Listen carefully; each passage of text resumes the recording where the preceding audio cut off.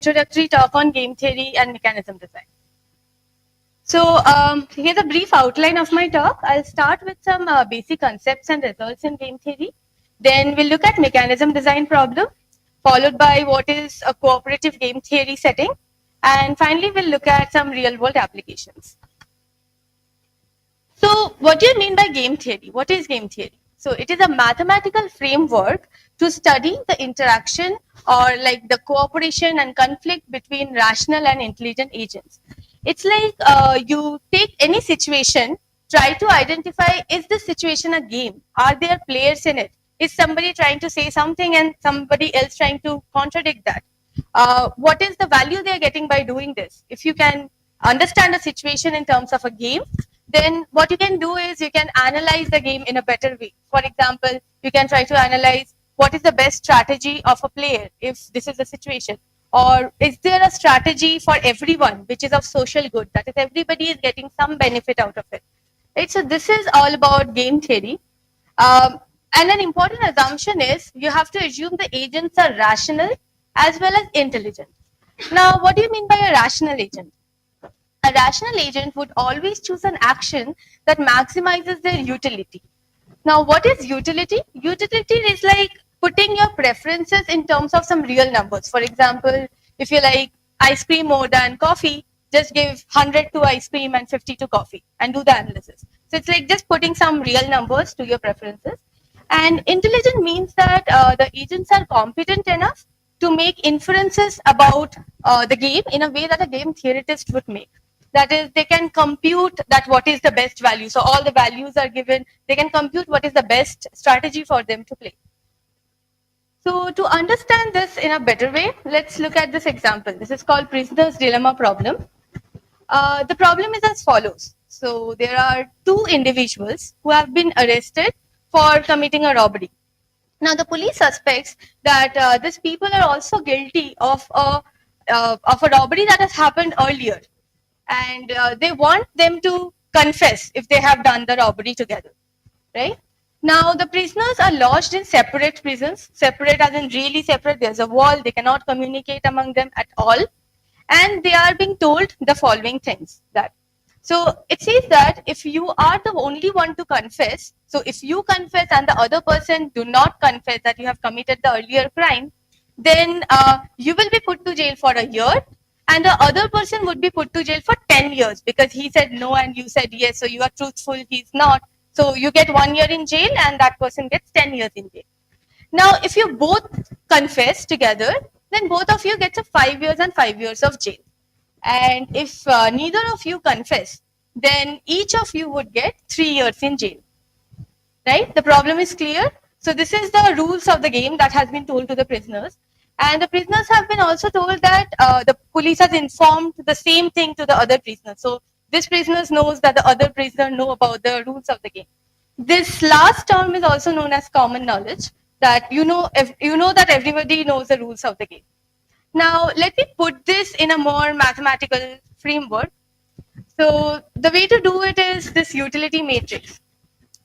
Now, let's say the two players are Bunty and Bubbly, and they have committed a crime and they have been caught, and you want to make them confess if they have done a previous crime. Now, what are the actions to them? Either they can confess or they cannot confess. Now, let's look at what these matrices are telling us. So the first cell says that if Bunty confesses and Bubbly also confesses, each of them gets a jail of 5 years. Minus I have put because it's a negative utility. Jail is not something that you would love to get. It's a negative utility, right? So it's a -5. And similarly, if you look at the second cell, it says that if Bunty confesses, Bubbly doesn't. Bunty gets a jail for just a year, but Bubbly is put to jail for 10 years. Now this matrix is given to you. So what I've done is I've converted the problem into a more mathematical framework, which is easy to analyze. Now, in general, a standard form game is a tuple, which consists of a set of players n, need not be 2, there can be like 100 of players. There are action sets AI, which says that what actions are available to you, what can you do, what are the actions available to the players. For this case, they have the two actions, confess or do not confess. And then there's a utility matrix or a utility vector, whatever you want to put it as, which says that, okay, if given these are the strategies taken by everyone, what should be the outcome? Who should get what, or who should get how much jail in this case? Right? So, what do you think is the best strategy for both the players in this case? Not confess. Okay. I need 2 volunteers to be the prisoners and 1 volunteer for the policeman. Anybody willing to do that? You don't have to do much. You just have to raise your hand and you have to just speak up one word, confess or not confess. Okay, I'll choose one. Okay, I have got 2 volunteers. No, but you cannot be like together. It's a non-communication. You have to be well separated. So one of you choose to be a prisoner. Any other prisoner from this side? Okay, fine. You. And 1 police I need. One of you want to be the police? Okay, so you can set, only the police come front. Okay, the game is like this. What you do is you choose one action, the other player will choose another action. Remember that you have committed a crime. So you both together has committed a crime. You know that the other person might confess. You know that. And knowing that, you have to take a decision of whether to confess or not to confess. Okay, I'll give you, like, on a count of 5, the police will go to each of them, ask for your decision, and then you can say it loud what is their decision, and we'll say what is the outcome. Okay? Decided? Okay. Can you just ask her what is her decision and then him? I mean, she. What's your name? Huh? Mamta. Yeah. What's your name? Udit.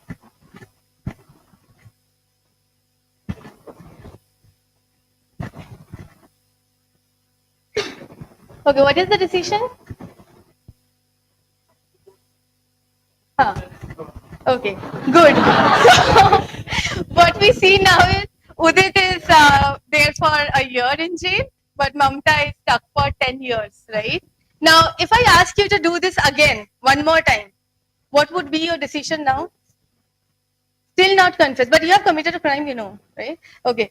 Still, she's not confessing. You are confessing, so she's put to jail for 10 years. You are for 1 year. Good. Thank you. Thanks for that. What's your name? Abhijit. Okay. Thanks, Abhijit.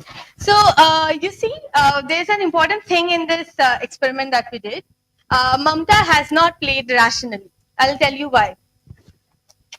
So, if so, you are now in this matrix, right?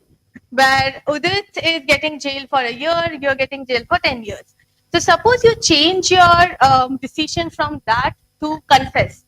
Then, where are you landing up to in this cell? Where your years of jail is like reduced to 5. So, being a rational agent, you would have, you would have switched to confess in the second turn, right?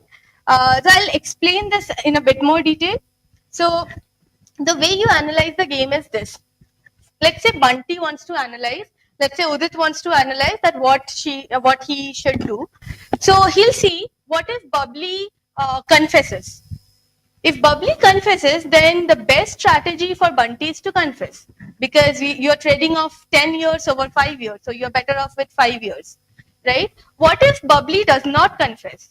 If Bubbly doesn't confess, then Bunty can... No, it's still confess, because if Bubbly doesn't confess and Bunty confesses, he gets 1 year. Right? So still your confess is a better solution. So whatever Bubbly takes, whatever action Bubbly takes, Bunty's best interest is always to confess. On the other hand, similar analysis shows that Bubbly's best interest is also to confess. So yeah, it's a bit weird, right? Because initially everybody thought it should be not confess and not confess, but it is not the case. So your game theory tells you that, okay, you need to analyze the game more systematically, more mathematically. This thing only happened because both of them knew that the other person might confess. If both of them would not have done the crime, they would have just said non-confess, because they would know that the other person won't confess, because they have not done. This situation only arises because they already have committed this crime, and they know that if the other person confesses, I'm at a loss. Right? So you understand why this is confess. Any doubt? Okay. So this particular strategy of both confessing, this is also known as Nash equilibrium. So what is Nash equilibrium? It is a strategy profile in which no player gains anything by unilaterally deviating. So this two prisoners, they are separated out. They cannot communicate with each other. If they would have given a, I mean, if I would have said, okay, you consult with yourself and then tell me confess or not confess, both of them would say not confess, right?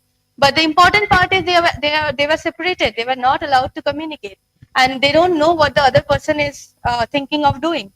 So now if you are in Nash equilibrium, you see that if Bunty changes his decision from confess to not confess, he is put to jail for 10 years. He'll never do that. Again, if Bunty changes her decision from confess to not confess, again she is put to 10 years. She'll not do that.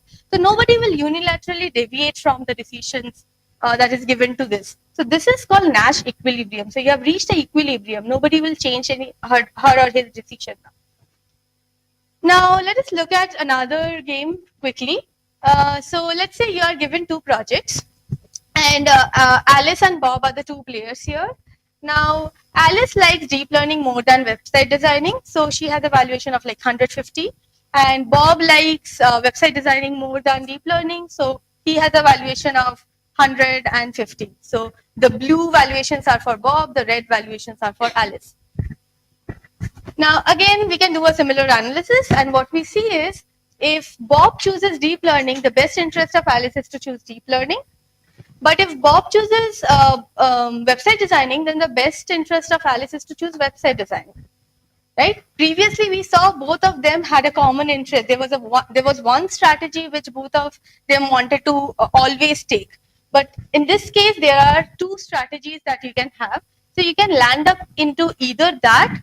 So either both of them end up doing deep learning, or both of them end up doing website designing. They don't like divide themselves into two different projects because they know that they won't get any valuation like that. So now we see that there are two Nash equilibria in this particular game. Now the question is, does there exist any other Nash equilibria in the game? The answer is yes. So you can also think of giving a probability distribution over your actions. So you can show that if Alice chooses deep learning with 2/3 probability and website designing with 1/3 probability, and if Bob chooses like with 1/3 deep learning and 2/3 website designing, then that's also a Nash equilibrium. Meaning that if Alice fixes her strategy like this with this probability distribution, Bob is not better off by taking any other probability distribution over his actions, right? So this has got a lot of mathematical derivations into it. If you are interested in game theory, please feel free to like see how we come up with this mixed strategy Nash equilibrium. I'll not do that in this particular lecture.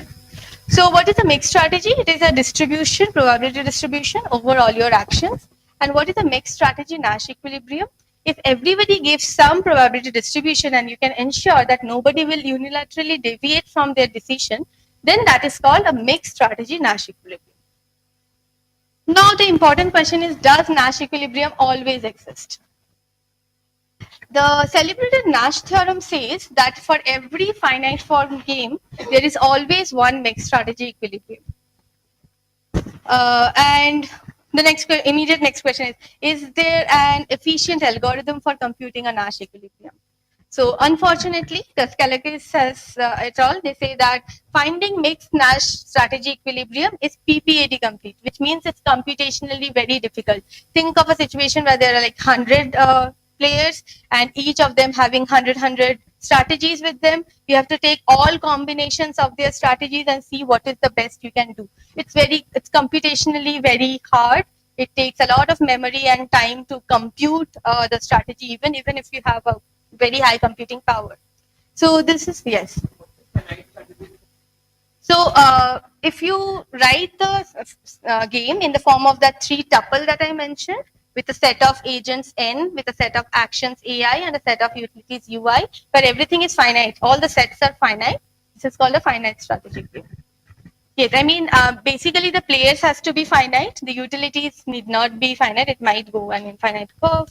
And yes, basically you should have a finite set of players and a finite set of actions. Okay. Now let us look at one equilibrium which is easily computable, at least in this matrix kind of game. So I'll give a, so we'll again look at the same prisoner's dilemma game. So there's something called strongly dominant strategy. So what is a strongly dominant strategy? So if you have a strategy such that no matter what others are playing, you're strictly better off by taking that strategy, then that is your strongly dominant strategy, right? For the prisoner's dilemma game, we already saw that confessing is a strongly dominant strategy for Bunty, and also confessing is a strongly dominant set for Bubbly. So no matter what Bunty is choosing, Bubbly's best interest is always to confess. Right? So this particular equilibrium where both of them confesses together, that is known as strongly dominant strategy equilibrium. So if we are talking about strongly, there has to be a notion of weakly also. So we have a weakly dominant strategy equilibrium also. So this happens when, so I have slightly modified the prisoner's dilemma game here. And yeah, if you see that, if you look at Bunty's valuations for when Bubbly does not confess, he doesn't mind choosing one of confess or not confess. So there is no action that is strictly better than all other actions, because that's not strict, that's an equal. So what you do is, instead of saying it's a strongly dominant strategy, you say confessing is a weakly dominant strategy. Maybe it's a dominant strategy, but it's a weak dominant strategy. But for Bubbly, confessing is, yeah, for Bubbly also, it's a weak dominant strategy. And finally, that cell, confess, confess, is now called a weakly dominant strategy equilibrium. So, yeah, let's skip very weakly, and you can just go up and check it.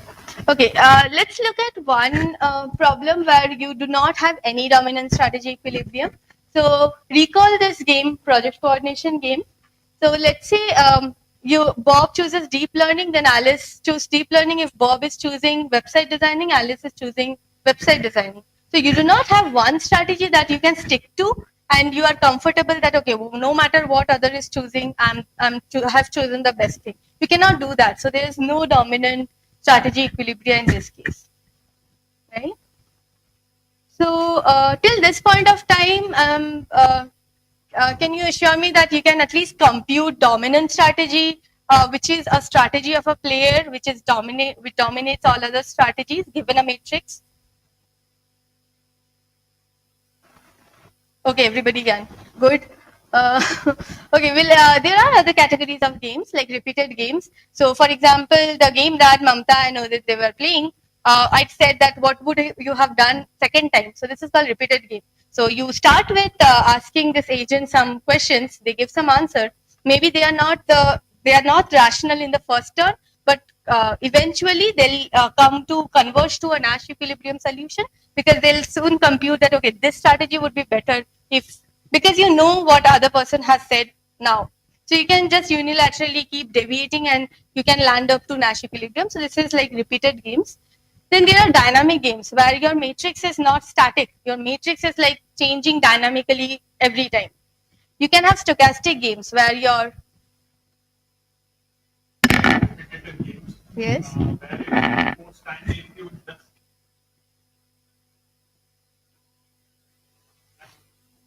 Yes.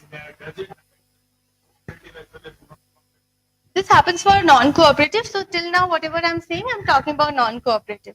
Yeah, I'm not still into cooperative. We'll see what happens in cooperative.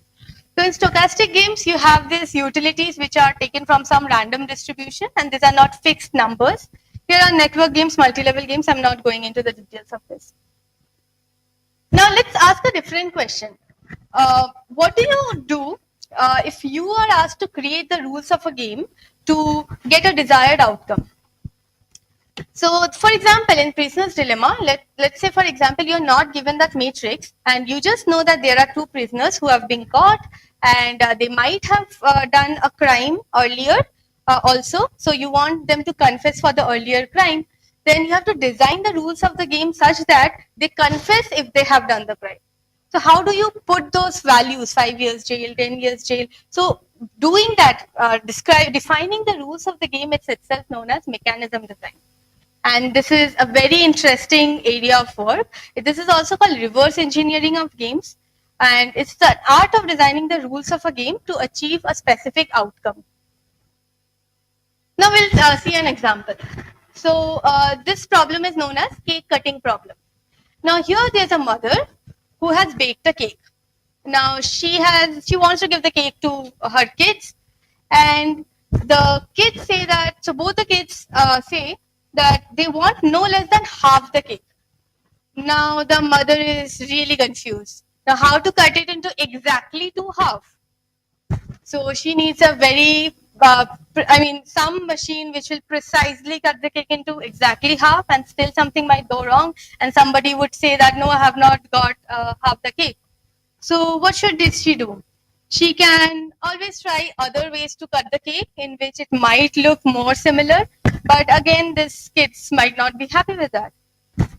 Okay, she can cut it into different shapes and assure the kids that, okay, if you get this shapes and if you get this shape, these are actually half and half. But what do you think she should do? How should she cut the cake? So she can never make her kids happy by cutting the cake herself, because they can always find a flaw that you did not cut the cake properly, I did not get a good piece. So the solution is this. The solution is this cut and choose policy. So what she does is she'll make one of the kids a cutter who will cut the cake, and one of the kids a chooser who will choose the cake first. Now the cutter can cut the cake into two pieces, right? And she will cut it in a way that she considers as equal, because she knows that the other person gets the first chance to pick. So I have to cut it in a way such that whatever is left out, that is at least half. So she'll be very precise while cutting it. And for the chooser, he'll select one of the pieces that he thinks is the best, right? So he's also better off. So nobody is envying each other. So to a person who is, to an external viewer, it might seem that, okay, this cakes are not properly cut, but for them, it is like they have put their best effort and both of them are happy. So this is what mechanism design tells you. I've tried to have this conversation in a very basic level. I mean, I'm not putting in any mathematical formula, but believe me, there's a huge area trying to solve cake cutting problems, and these problems get worse with more number of players. So yeah, the situation becomes difficult when you have more kids. I mean, for this problem. Yeah, so suppose if you have 4 kids and you have baked a nicely designed cake, and each has different demands. So you can see that somebody needs one piece such that 1/4 of all the fruits are there. Somebody needs a piece where 1/4 of kiwi pieces are only there. So everybody has their own demand. Now, maybe there exists a way to cut the cake in which you can satisfy all their demands, but it is difficult to find what should be the actual cut.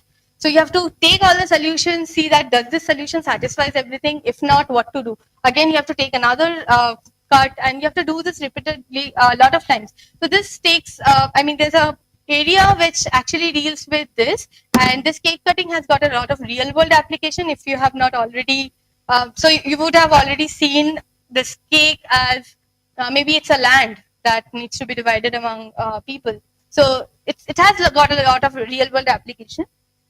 So yes, and the problem becomes more interesting and difficult when these kids grow up and they have a house and they want to divide the house. So it's not a cake. You can't just divide the house into 2 pieces, give both to both of them. There are commodities inside it. Everybody has a valuation for all the commodities, and you have to satisfy all the kids together. I mean, not the kids, but the grown-ups, in a way that all of them are satisfied with whatever division you're doing. So this area is known as fair division of indivisible goods. And recently, very recently, like the last 5-6 years, there has been a lot of focus on doing fair division with indivisible items. Because yeah, it's no more a cake cutting problem, it's more difficult than that. So some of the desirable properties of a mechanism is that it has to be allocatively efficient. That is, it should maximize the valuation, that the sum of valuation of all the players. it should be individually rational. That is, everybody should like participating. Suppose you participate in a game in which you know that if you participate, you get a negative. So there is a chance that you lose $100. You might not be ready to participate in the game. So it's a desirable property to have individual rationality. It is also desirable to have dominant strategy incentive compatibility, which means that the game should be strategy proof. Nobody can strategize and cheat the system mainly. And it should be there should be non-dictatorship. That is, there should not be any agent who is always happy with whatever decision is taken, because then that person is always better off. It's always a win-win situation. So it's like having a game for that particular person. It's kind of a dictator. So you don't want any dictator in your entire game. If anybody has any question till now, because we are going to a different topic now. Okay, fine. So let's look at cooperative game theory. So in cooperative game theory, as he asked, what is your name?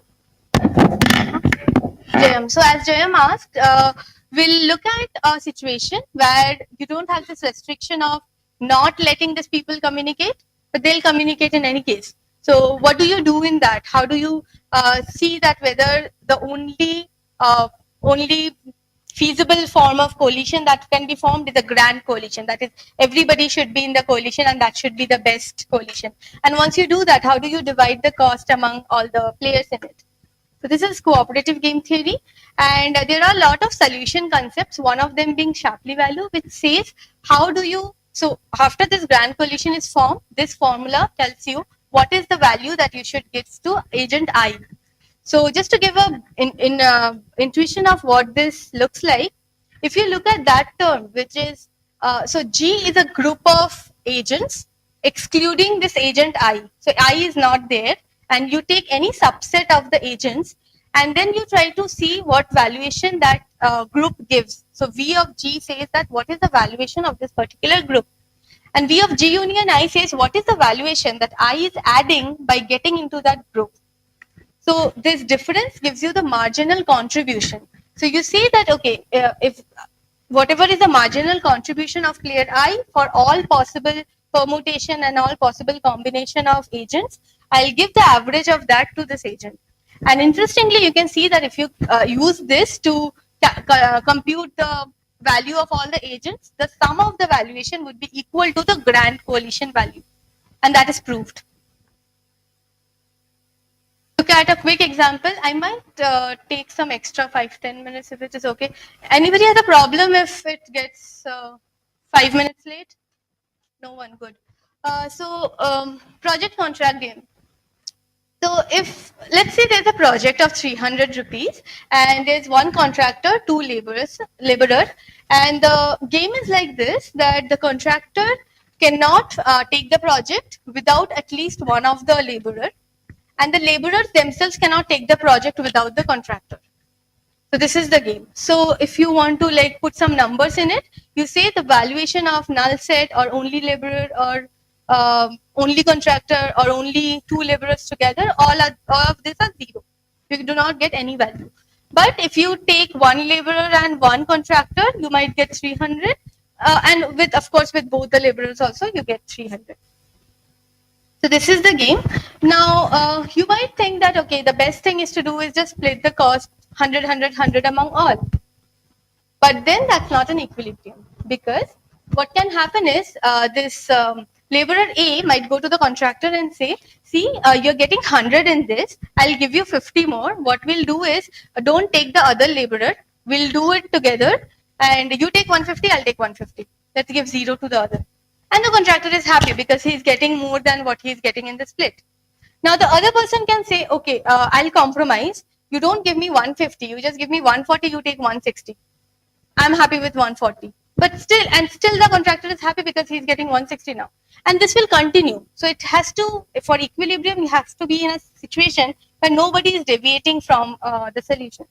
So again, Shapley value can be used to compute. I'm not going into the computation. You can try it yourself.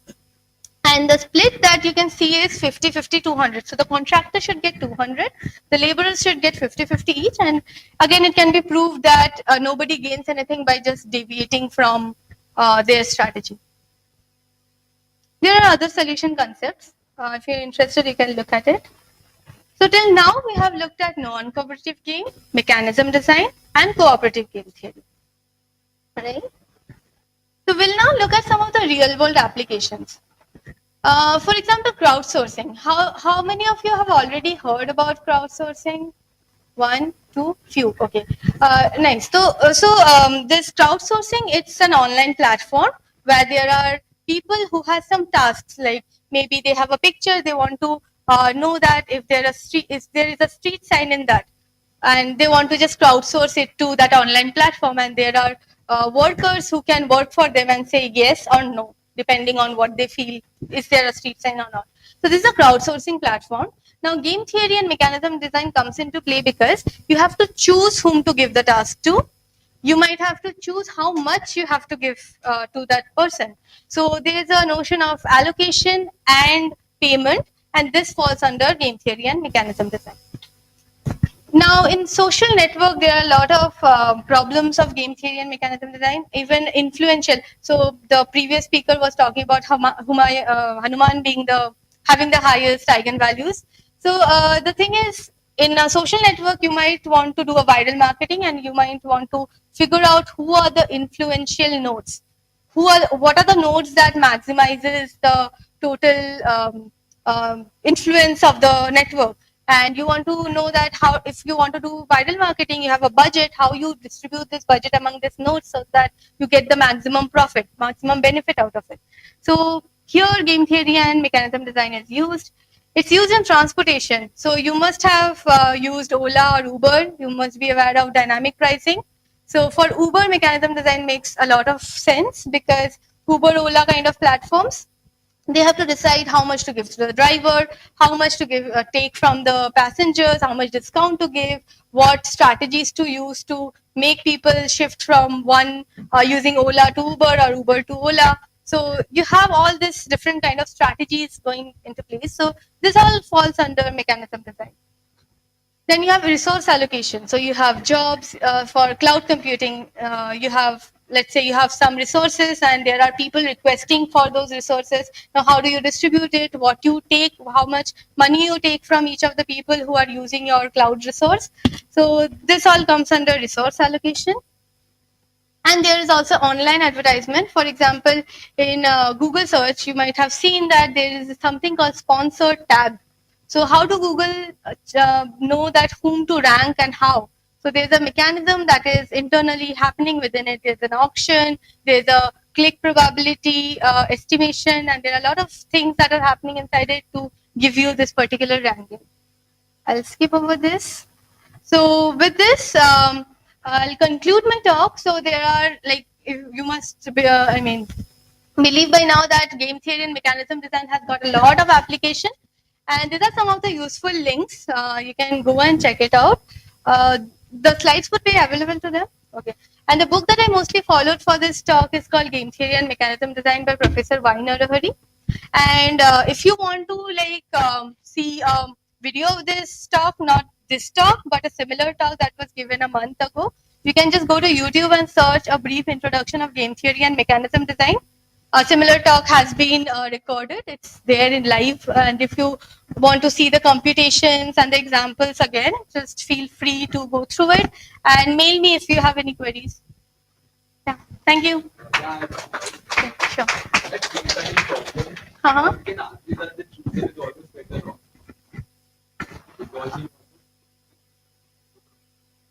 Yeah, so there's no bigger piece because the person who is cutting would ensure that it's cut into half because that person knows that. But the cutter, but can whine after that I got. That's your fault. You have not cut in a right way. Yes, that's again a problem. That's also will require some mechanism design. Good that you're getting interested. So yeah, explore it more. I think there's more to it. What I've said is in a very low levels because it's the introductory talk. I didn't want you to get overloaded with mathematical formulas. So yeah, I try to keep it as low as possible, but feel free to explore more. So send me emails if you have more queries. I'll be happy to answer. Okay, so thanks, Arpita. I remember as I was listening to it all, there is this story I'm sure all of you must have heard about this King Solomon who apparently had this conflict of two people came with him with the conflict that there was this child and two people said this is my child or my child and they were conflicting about that. So Solomon told those two people who came then that let's do this. Well, deal, I will cut the child in half and give you the paper. So I just remind us that I think we can aptly say that Arpita is King Solomon number. Of course. Thank you. Thank you. Yeah, and the solution, just before that, and the solution to this is, so why is it a good mechanism designed to do this? Because the original mother would never want the baby to be cut into two pieces. So she immediately ran to him and said that, no, don't cut it into pieces, give it to the other. And it's immediate that who's the mother, right? So yeah, thank you for bringing that up.